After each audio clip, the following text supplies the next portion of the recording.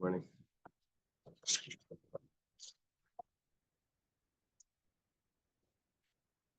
Today we're going to start on Kufav 126. 126a, there's two dots in the middle of the page. It's right after those two dots. Amar Ravasi. We thank Hashem that we're able to learn Torah every day. It's what's about learning. We should have this immediately. Learning the Nishmas have a gold of Basra Daf and Salas of Mutzian and for first time Ben Sarah and Gedali gets over. Yes, we think it's a prayer. Okay, the Gemara starts. Amar Ravasi. Ravasi says, B'char shenatal chelek kepashat. If the B'char he doesn't take his double portion in one of the fields that he's inheriting, he just takes a single portion. He's a nice guy, wants to go easy on his brother. So what happens? Viter, he forgoes his double portion. So my viter, we learned that before already, that the B'char, since it's a gift, it's considered matana. He's allowed to do that. It's not considered that he's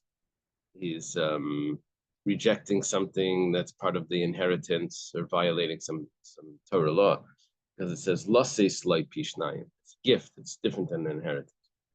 So it says viter. He forgoes it. My viter. What does it mean that he forgoes? It's going to be a machlekes over here. Rav Papa and Rav Papi, in the name of their teacher Rava. So we'll see how this machlekes came about. But Rav Papa Mishmei de Rav Amar Viter Ba'isa Sada. Papa says that he only forgoes his double portion in that field that was divided. They started to divide that up, and he says, "I'll just take a single portion. I'm not going to take the double portion." So he forgoes in that field. The rest of the properties that he's going to inherit, he's still able to claim the double portion. Rav Papi Mishmei de Rava. I didn't see the Bach before. What he switches. Oh, he mixes it all together. Okay. Rav Papi Mishmei de Rava. Vita b'chol ha'nechasim kula. Papi says no. Once he forgoed, that's the word. He did forgo on his on that one field. Then he forgoes on all the rest of the inheritance as well. He doesn't get his double portion. How does this machlekes come about? I mean, all he did was he said about this one, or maybe what he said about this one means everything. So what's the machlekes here? So the Gemara explains. Rav Papa Mishmei de Rava Amar the Mishmei de Rava Amar Bita Ba'isa Sada Kasavein LeBachar Kedem Chaluka Madas Liyadi Achel Idach Leachel. We're reading the parentheses. He says like this, that just because it's a gift and it's not the double portion is a gift and it's not considered an inheritance like the regular portion that he gets. So that doesn't mean that he gets it before the division. He gets it when it's divided. So how was he able to forgo on this? Well, because they started to divide, so he was able to forgo on it. But when he said that he's ready to give up the double portion, he wasn't able to say it. He's able to give up the double portion on the parts of the estate that they didn't divide yet, because that's only given to that gift only takes place when it's divided, even though it's not an inheritance. But nevertheless, when does that gift take place? The double portion. That's only when it's divided. So Papa says he was only able to forgo on the field that started to be divided, and then on that field he forgoed. He did forgo that his double portion. Rav Papi Mishmei de Rav Amar Bita b'chol nechasim kulam. He says that he forgoes on all of the double portion of the whole estate. No, he gets the double portion immediately. It's a different sort of inheritance. Even before it's divided, the double portion is already his. So right when he had an opportunity to forgo, so he said, okay, you're not taking double portion. Okay, he said you're not taking double portion. That's it. He loses the double portion of the entire estate. And he has the rights to do that. Because, we call it rights, but he has the ability to do that because it's considered his already even before the division. So it's not, it doesn't go into the category of the inheritance. Okay, now the Gemara says, "V'hadar Rav Papi v'Rav Papa lav beferish itmar ela mechlala itmar." The reason why this machlekes came about was because of the story.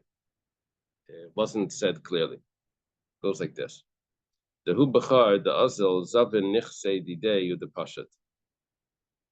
It was a bechar that he took the property that he was supposed to be inheriting, and he sold it. Now, he's not the full owner. There's a brother there, but nevertheless, he was the firstborn, and he decided to take matters into his own hand and sell it. What was he going to do? How was he going to get around the other person's inheritance? He would pay them money. He would pay them. He would divide the value, but they didn't. They never agreed to that. So Azel Yasmi b'nei Pashat lemechal Tamri mehana lekuchas. The purchaser of the field, the purchaser is visited by the orphans of the brother of the Pashat, of the brother that was the younger brother, and those children go in over there and they start eating the dates from the grandfather's field. Well, machunu, they hit them. Macha is to hit. They hit them. Amalahu Kravim. So the relatives of the Yisaimim of these children, these orphans that were eating the grapes that just got hit, they said to the purchaser, it's not bad enough that you bought their field, but you're also hitting them. They came to Rava. Rava says the sale is void. They never agreed to the sale. So the sale is void. And therefore they could get their portion of the field. The guy has to give the money back. And they get the portion. Now, it's not so clear what Rav meant. Mar Savar, Rav Papi understood. Savar, he held Layasa Klum Bepalga. He says, what does it mean that the sale is void? That's only in half of the sale. Why? Because the Bechar gets his portion even before it's divided. So therefore, half the sale was valid. Because the Bechar the part of the sale was his already. I want to say it's not half. It means it should be a third. A third of the sale was valid. Yeah, the palga means partial over here. Usually palga means half. How do they translate it? Half. And then is there a note that says that it's not really half? It should only be a third.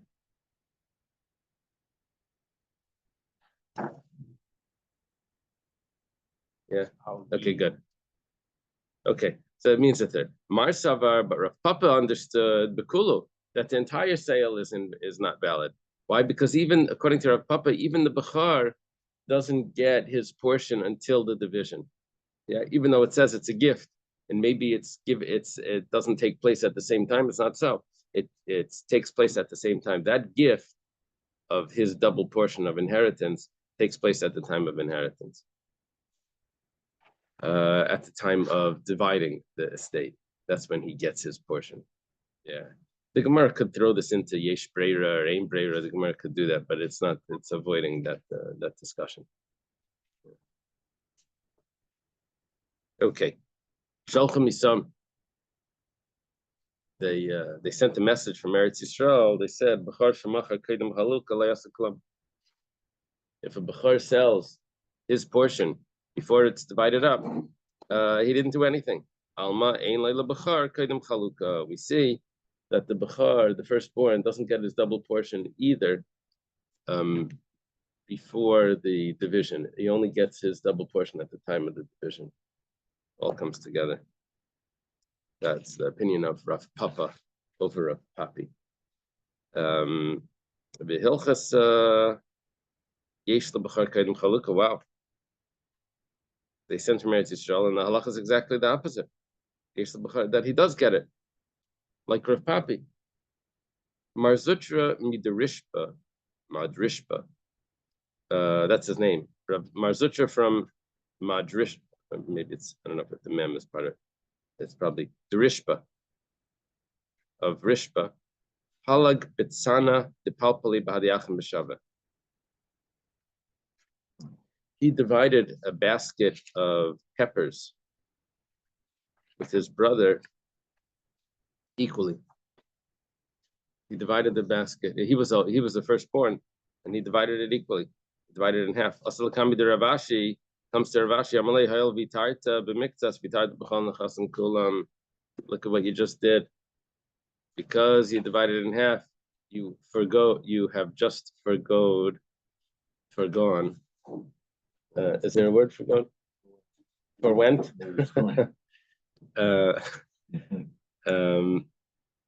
You have just relinquished. Yeah, you have just relinquished the rights of the whole entire double portion. We're on 126b. You've just relinquished the rights of the entire firstborn portion because you divided that that basket of peppers in half, which means that he has the rights to all the estate even before the division. He has the rights to all of the firstborn portion of the entire estate even before the division, because it says it's a gift, it's not an inheritance. Okay.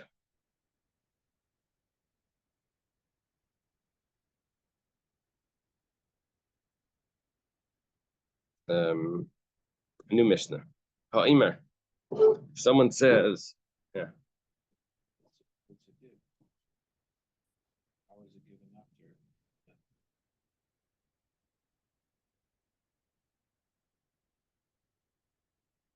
Yeah. How was it given after death? Because ein matana lachamisa, is that what it says? Yeah, it's an inheritance that's given differently than the others. Okay. Ha'imer. Ish plani b'ni b'char layitel pishnayim.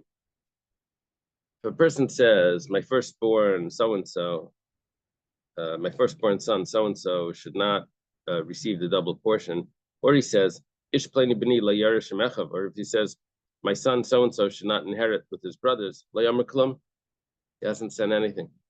Trying to disown his son, and it doesn't work. Because he's making a condition that violates what the Torah law.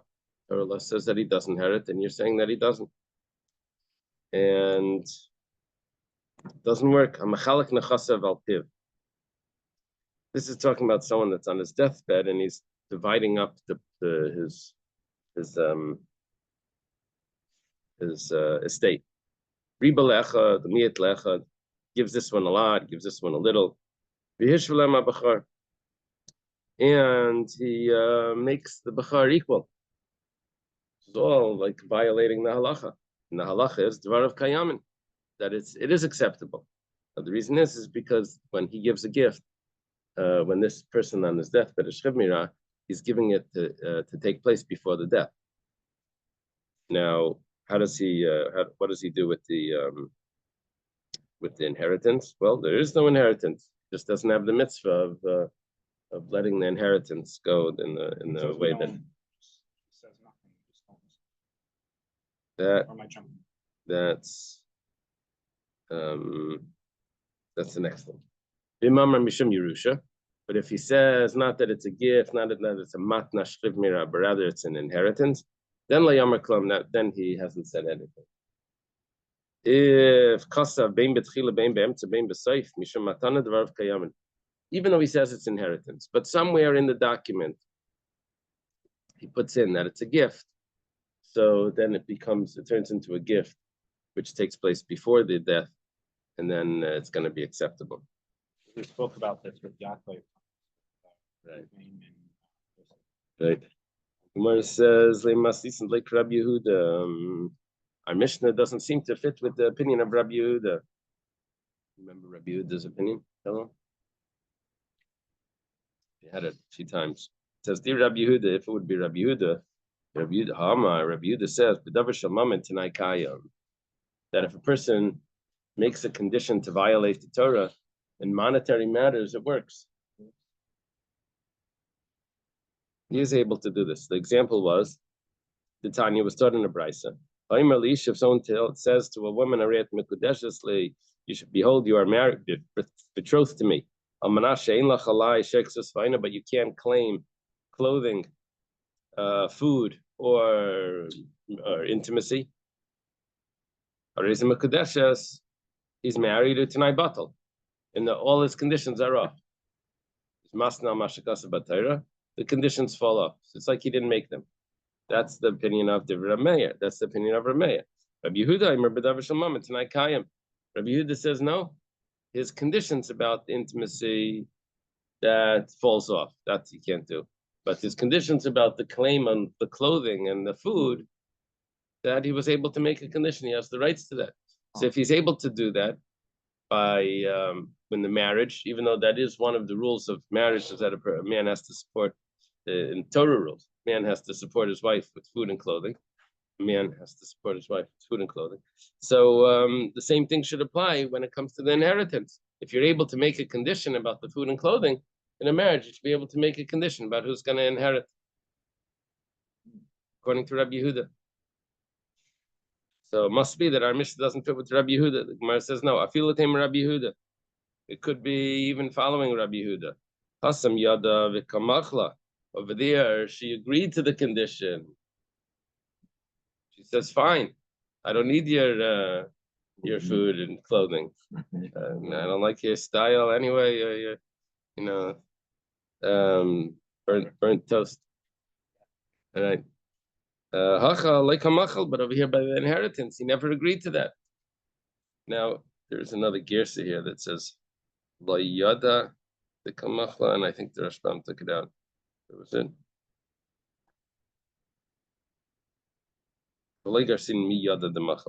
okay. Now let's say he did know. Let's say the son did know, and he didn't say anything. So Shpam points out, he says that the fact that he didn't say anything, that's because his father was around. He doesn't want to upset his father. That doesn't mean that he really agreed to it. It's not a proof. Amar Rabbi Yosef. Rabbi Yosef says, the person says, this fellow is my firstborn son. See, in those days, people could have more than one wife. So you would have to testify who's your firstborn son. All the wives. Of all the wives. There could be, someone has to testify this. This is an important halacha, important piece of information. So it's not like you just look at the family and you see one's older.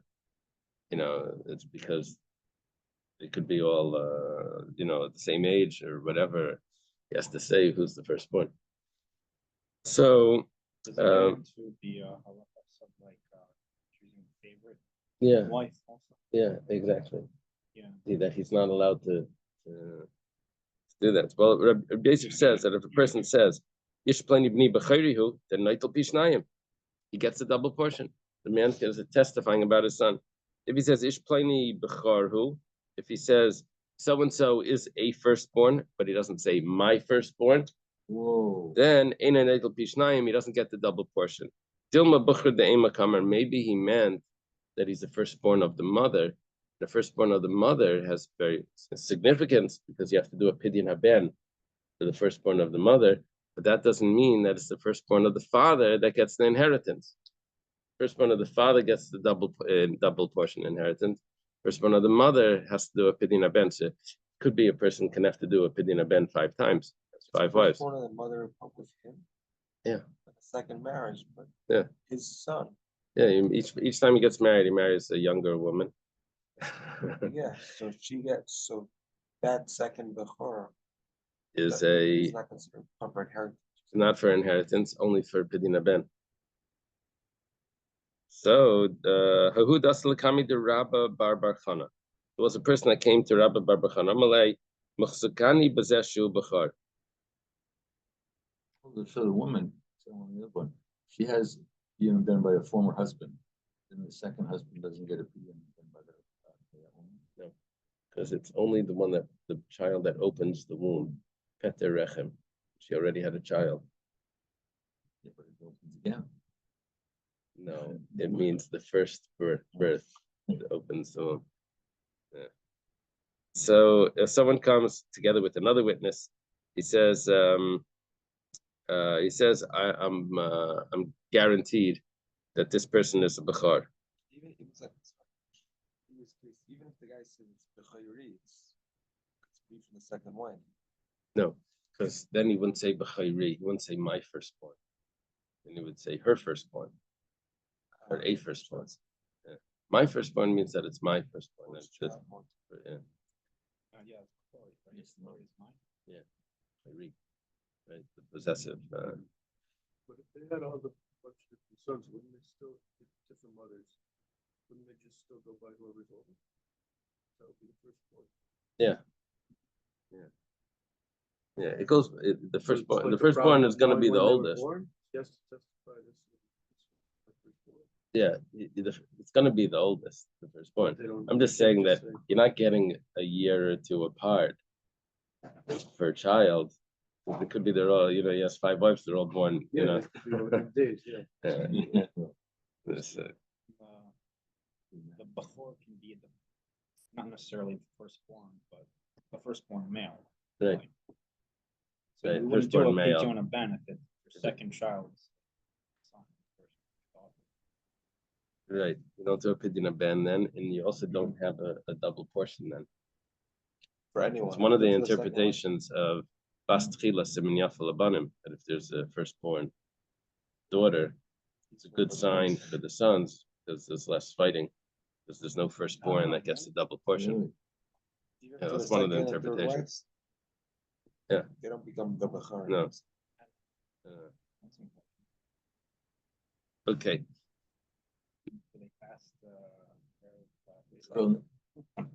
That's an interesting question. Does a second born son after a daughter fast on Erev Pesach? I have to look that up. So if the firstborn's a daughter, she gets nothing. She gets nothing. She Right? gets nothing, but she knocks off the firstborn, the second Right. born. Right. I think it's fair. Firstborn getting to collect mitzvah. Yeah, the firstborn daughter doesn't get anything, Your firstborn. and the firstborn son gets an ordinary portion. Right. All right, that's Torah. Okay. So comes in. He says, "Machzakani b'zeshu b'char." Parents, it's like partially parents with the firstborn. They don't know what they're doing so much, so that's why it's gets public. Yeah, there's a drash that that it's not doesn't say that in the Torah, but the understanding of that is that the parents don't know what they're doing with the first one. Right? So the guinea pig. Is that So they it, give or him is a that double portion. that he helps them with raising the kids or something?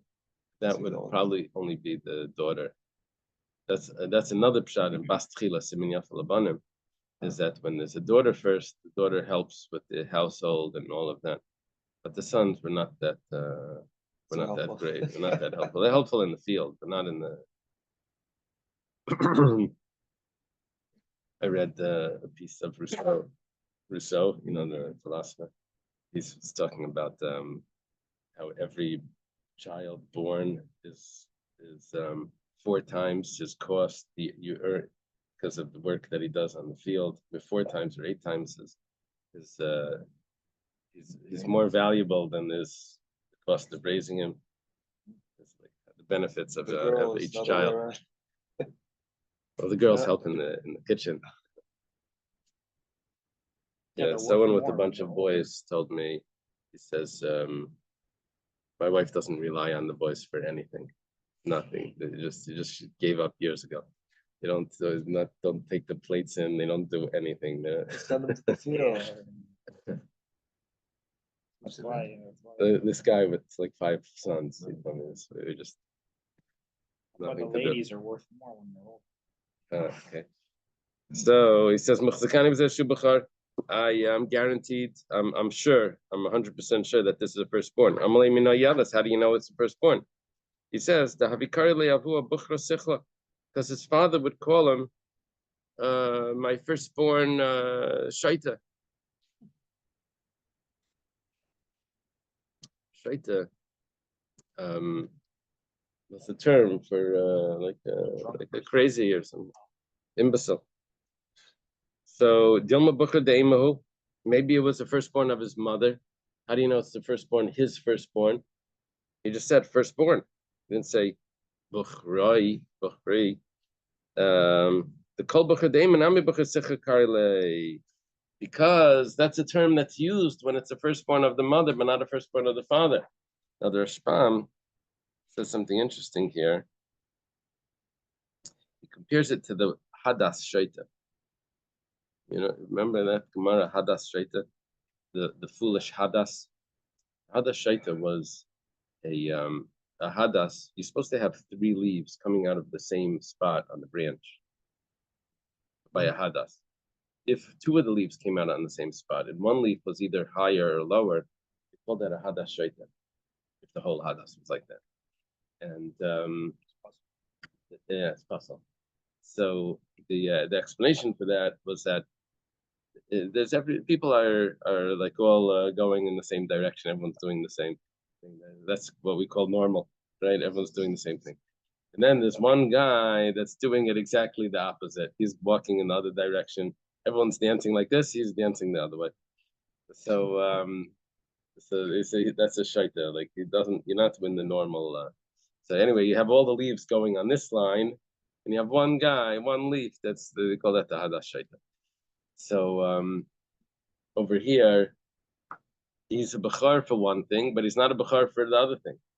So that's called a bachar shaita. All right. So when he said my foolish firstborn son, bachar shaita, we actually meant because he's a bachar only for pidyon aben, but not for inheritance. He's a bachar shaita. He doesn't go with the flow with the bachar. Usually a bachar is both. He's a bachar not for both. Okay. So he didn't get the double portion. Who does Rabbi Chanina? Someone came in front of Rabbi Chanina. He says, I'm guaranteed that this person is a bachar. How do you know? Rabbi Chanina is asking him. The last one was Rabbi Bar Bachana. Now it's Rabbi Chanina. It's all in Eretz Yisrael.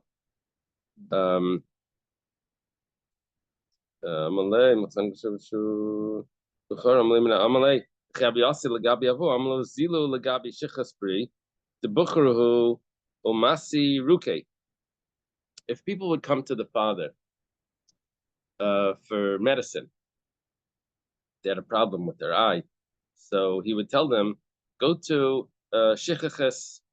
That's the boy's name, Shechaches. My son Shechaches.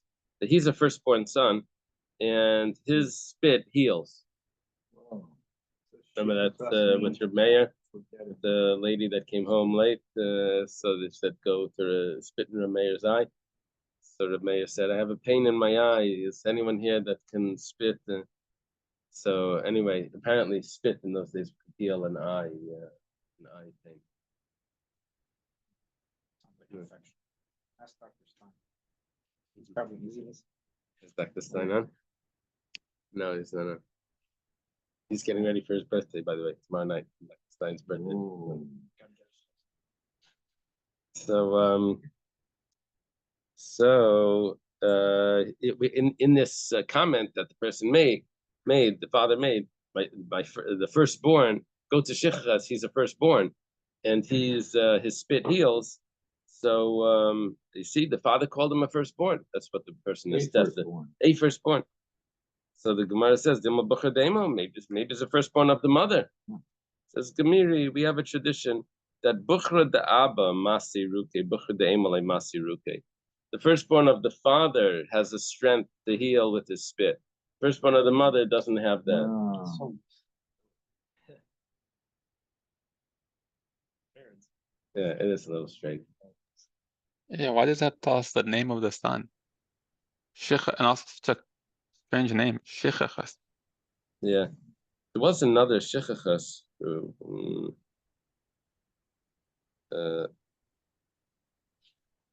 Yeah, Amar in Layachbar Daf above. Isn't that what Menashe means? Menashe is like, I'm gonna forget. Oh yeah, interesting.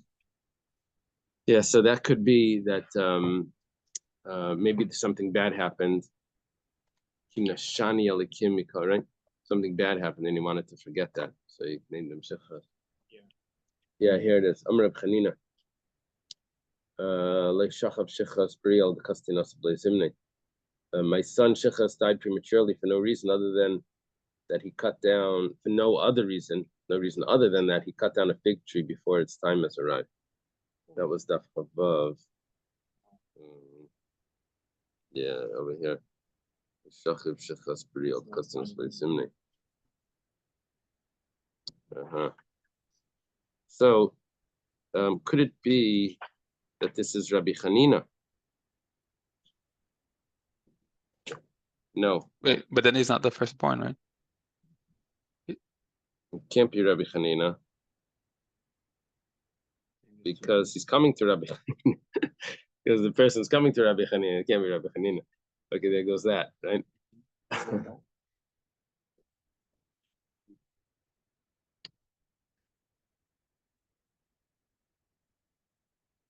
So the other one was the son of Rabbi Chanina? Yeah. 28, there's a note here. By coincidence, Shechas is the name of Rabbi Chanina's son as well. Shechas means here a different person. The Shechas mentioned here was a different person. Okay. Yeah. That's what Rashbam is pointing out. And if it has to do with the death of a brother, then that means that he's not the firstborn.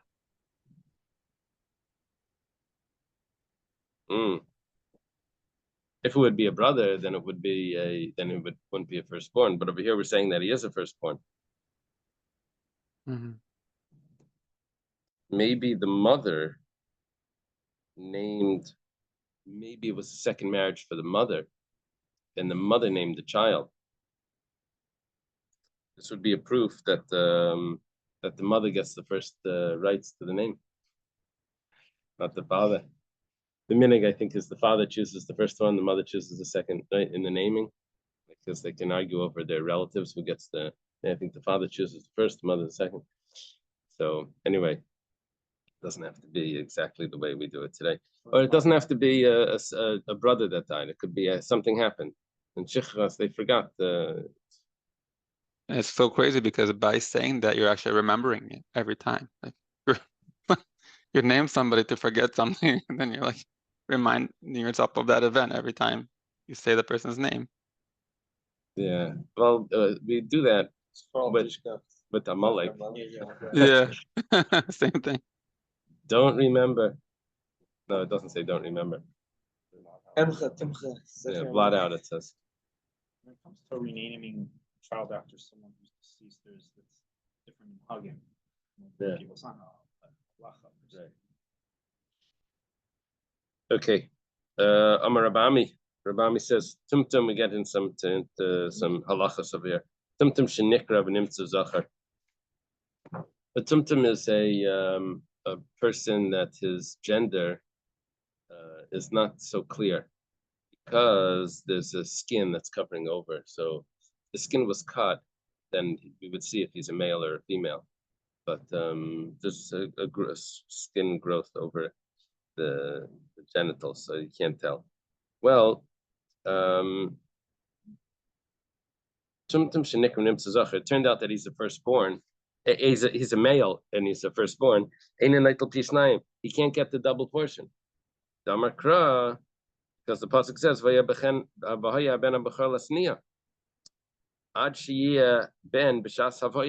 he has to be a son at the time of. I guess we have to know that he's a son. Was a son. Just didn't know that.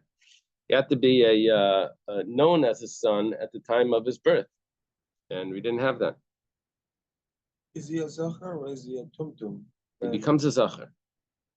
The tumtum is a suffix, but it's a suffix that has clarity after. It's not a different breed like an androgynous. Androgynous is a certain, like a species. Like there's a male, a female, and an androgynous. You have 3 checks on the thing, and Tumtum. the tumtum is just Revealed. it's unrevealed. It's What if they take tear open the skin birth? Is known to be a male, or would it have yeah. to How much wait? time is it on the birth? Professor is saying, well, let's say they open it, they tear the skin at the birth, but when it came out, it was a tumtum, but they do it right away. Sounds like at the birth. Sounds like literally at the birth. You're asking if they do it in utero, then that would be fine. Laser. That's right. Rab Nachman bar Yitzchak Amar, Afein Anidin ke ben Seir Meir. Well, this child can't become a ben Seir Meir. He doesn't have the laws of ben Seir Meir. Damarka, the pasuk says, Ki eli ish ben Seir Meir. If a man will have a son that's the wayward child, the special halacha. So Achi ben b'shas avaya. He has to be a boy at that time. You can't blame him. All the Nordic groups are. Yeah, right. Sail of a sailor. They're hurting.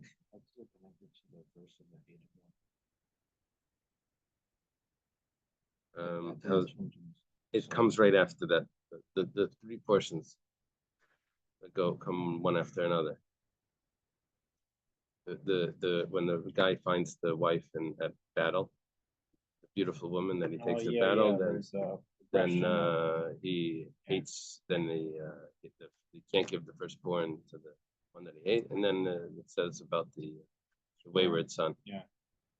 Say it's a progression. They say a progression, yeah. Right. I guess that means if you marry a non-Jewish woman just because of her looks, even if she converts or whatever, a battle or whatever, so then the child is takes on some.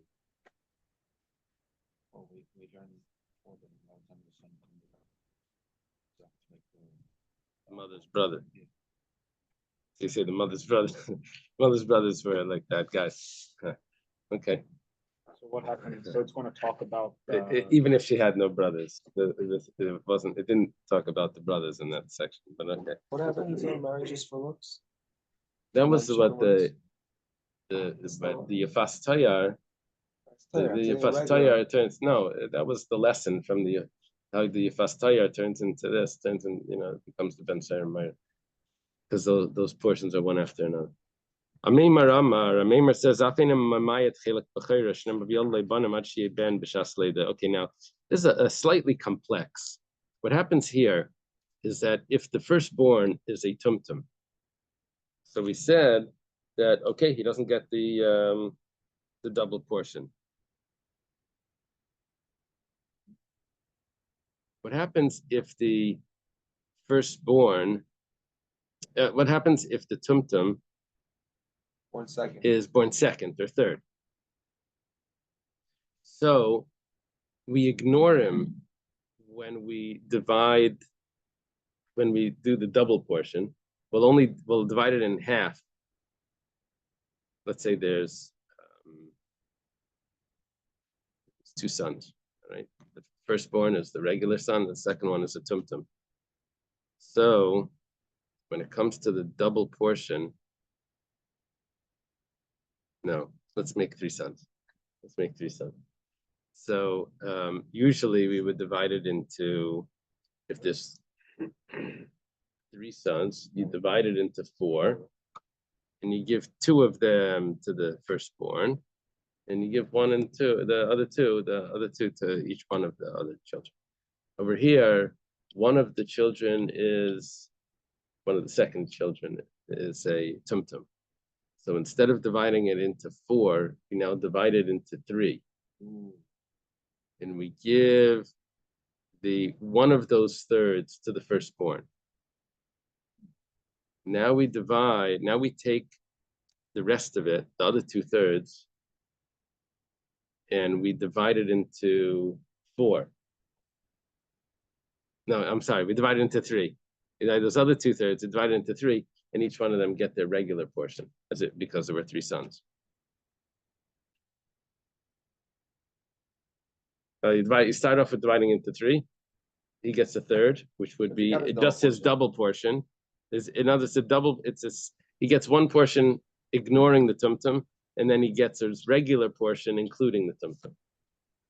Wow. As it divided with it, a little complex, but okay. That's a Meimar. Rav Shizvi Amar Afin Animal Shmaina. Shizvi says he doesn't have a bris on the 8th day if it's on Shabbos. Says if a woman will conceive and she'll have a male son on the 8th day, he's circumcised. He has to be a son on the at the time of his birth if you want to push off Shabbos with the bris. Rav Shravya Amar Ein Imay Tmeya Leida. The mother is not tamei as giving birth. If a woman gives birth, she's tamei for 2 weeks for a female, 1 week for a male. She should be tamei for 7 days. She has to be a male at the time of birth. Gemara says 1 second. Meisvei, there's a question on this. It's exactly the opposite. Because of the doubt, maybe it's a female, and she's telling me for 2 weeks instead of 1 week. Gemara says, well, tifta de Rav Shravya tifta. That's a very strong question. Rav Shravya, you're going to have to drop that statement and say, no, it's the opposite. She's telling me even more. The Gemara says, lema tev tifta de Rav Shizvi. But maybe it should be a question on Rav Shizvi as well. Now, how did we just jump to this? Because if we're not going to use that Isha Kisas Revi Yel Zachar to tell me that it needs to be a Zachar, right, in order to be Tameh, so then that was the same pasuk Rav Shizvi used to get the Bayayim Hashmini Yimal, to get the 8th day of the circumcision. The Gemara says, Tana, Sukim Esafkale. We actually have a doubt. Is this... do we say that it needs to be only a male, or do we say that not, even if it's not, even if it's a tumtum, because of the doubt, the lachumra, and therefore we go strict and we say tamei not for only for 7 days, or tamei for 14 days. If that's the case, teishav lazachol nida mi ba'ilei. You see, on the cable nida mi ba'ilei. You see, there's another issue. I'm not sure if this is learning. I didn't go through this whole piece, but. A woman after she gives birth has a certain amount of time where it's called dam toyar,